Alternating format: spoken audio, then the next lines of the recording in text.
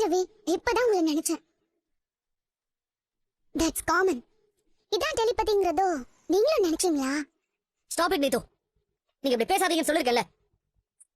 ஏன்பா டென்ஷன் ஆகுறீங்க? உங்க ஆக்டிவிட்டிஸ் எதுவுமே சரியில்லை. இனிமே நான் உங்க ரெஸ்டாரண்ட்டுக்கு வேலைக்கு வர மாட்டேன். ஓகே. ஓகேவா? ஆமா. நான் ஆல்ரெடி இங்க வேற ஷெஃப் அப்பாயின்மெண்ட் பண்ணிட்டேன். வேற ஷெஃபா? ஆமாப்பா. எப்படியோ என் லவ்வ சொன்னா நீங்க வேலைக்கு வர மாட்டீங்கன்னு நான் கெஸ் பண்ணேன். நீங்க ரெஸ்டாரண்ட்டுக்கு வராம இருக்கிறது கொஞ்சம் லாஸ் தான். பட் லாஸை விட எனக்கு என் லவ் தான் பெருசு.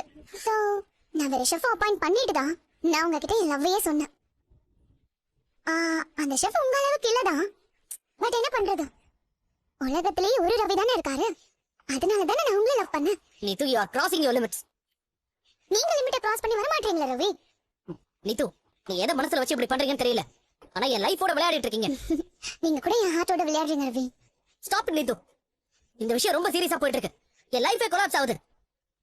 முதல்ல நீங்க ஸ்ருதி கிட்ட சாரி கேளுங்க. சாரி கேட்கணுமா? ஆமா.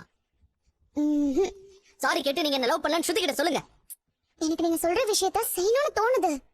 ஆனா என்ன பண்றது ரவி, எனக்கு போய் சொல்ல வராதேப்பா. ஏன்னா உங்களை ட்ரூவா லவ் பண்றேன். வேணா நீது, தயவு செஞ்சு என் நிலைமையை புரிஞ்சுக்கோங்க. நான் ஓரளவுக்கு தான் பொறுமையா இருப்பேன். இப்ப நீங்க எதுக்கு டென்ஷன் ஆகுறீங்க? நான் உங்களை லவ் பண்றேன், அவ்வளவுதான். அதுக்காக நீங்களும் என்ன லவ் பண்ணணும்னு நான் கேட்கவே இல்லையே.